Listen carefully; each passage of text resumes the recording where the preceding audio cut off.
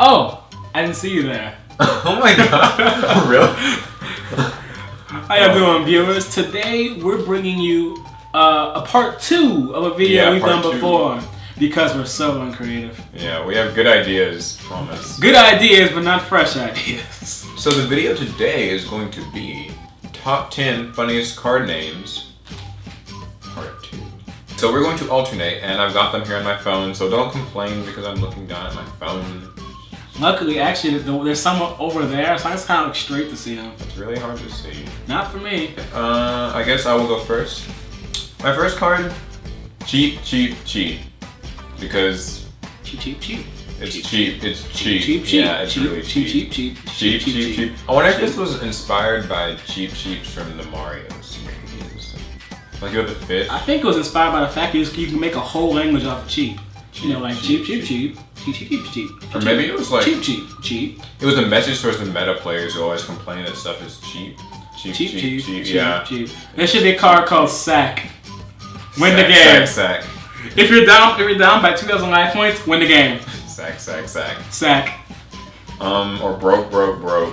You hear that a lot. So let's go with number 2, Bachi. Yeah, it's like another 3 repeated. Or is it Baki? I thought it was B-A-C-H-I. It is, but like, I mean, I figured it was like Japanese, so like Baki, like, you know, like Baki and those animes. I thought Baki was always like a demon something. But isn't Bachi another O actually B? Yeah, it is. That's true. I mean, I don't know what it means, but Bachi. It reminds me of that game Bocce Ball. But it's Bachi I think it was that one anime or something like Baki knows something. I don't know what it's called. I don't watch anime. The next card is Chow Chan, because this is not an Asian stereotype. Have you seen the card? I have seen the card. Yeah, the card is very much just. Is it a dog? It's wearing like a little like Chinese like. What do they wear? Kimonos, or is that Japan? I think Japanese wear kimonos. He's like wearing like a little Chinese thing. He's got. But I think in Japan they're just called clothes. Oh. Well, he's got chopsticks too.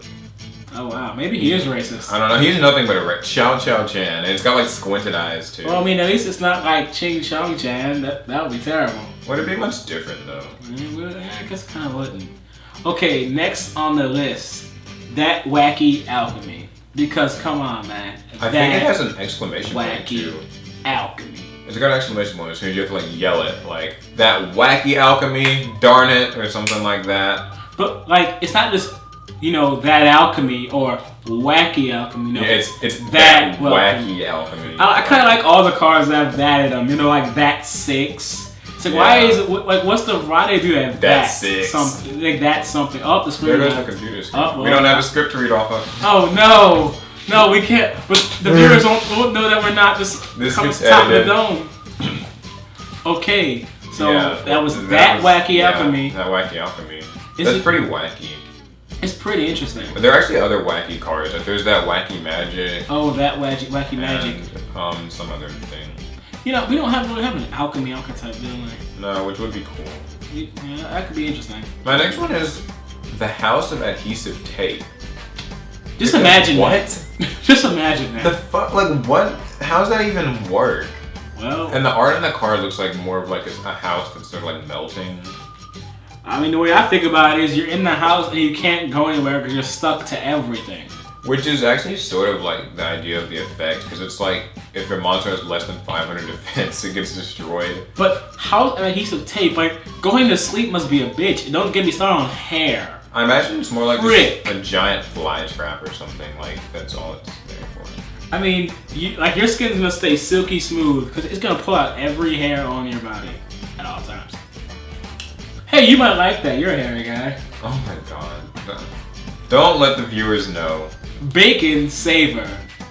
Because honestly, I don't even truly understand. It's a ghost coming out of a pig, so in a way it makes sense. No, don't give me that ghost and pig shit. That doesn't make any sense. I get how it relates to the effect. I just don't see how it relates to the actual card and that being a zombie. Wait, it's a zombie? It is a zombie because it activates in the grave and you can do it once per duel, and it's like bacon. Well, it makes sense that it's a zombie thing because it's like a ghost. I just don't really see where the whole idea of bacon saves. I don't see how it comes together. I see how little pieces go together. I don't even see what the effect's supposed to be about because it's something about negating attack. Yeah, it like protects you the one time ever, and that's it. It'd be one thing to stop the battle phase. Yeah, it just then sort of then it's actually a bacon saver. I believe. The next card is Mine HAXORZ because I thought Konami didn't know that the internet existed. I mean, I know they did like the whole do a barrel roll, but like do a barrel roll, Fox. But like Mine HAXORZ? HAXORZ. Like they should just call it like Mine Hacks or what they call it in Pokemon, just hacks. Or like in any game you ever played online, hacks. Hacks. I only know hacks from Pokemon because that's what they would do whenever you got like paralyzed from like thunder, which doesn't normally. Yeah. Nerd moment. Sorry. Wait, we're talking about Yu-Gi-Oh. Yeah, I mean, I can get much nerdier than this. Oh, ACHACHA KANBARA. I don't know what this is. We only it's just a found samurai. Why? I have no idea. But ACHACHA. Is like Konami trying to be like stereotypy and racist with these cards? Like Chow Chan, like ACHACHA KANBARA. No, but ACHACHA KANBARA sounds like no race to ever exist ever. It kind of reminds me of Chinese. It does? Or like Japanese or something. It reminds me of Mortimer Mouse from the House of Mouse. He wouldn't know, but you guys might. My next card is Raging Earth. And the card name isn't actually as funny as if you take the card name and then look at the artwork. I mean, something's raging, alright. Yeah, I was reading on Reddit earlier, and there was like some little Yu-Gi-Oh joke. It was like Raging Earth plus Scrap Lube plus Book of Moon. Do the math. Yeah, we're done. I bet which resolves first. If you're younger than, what, 18, don't do the math? Is that a good age?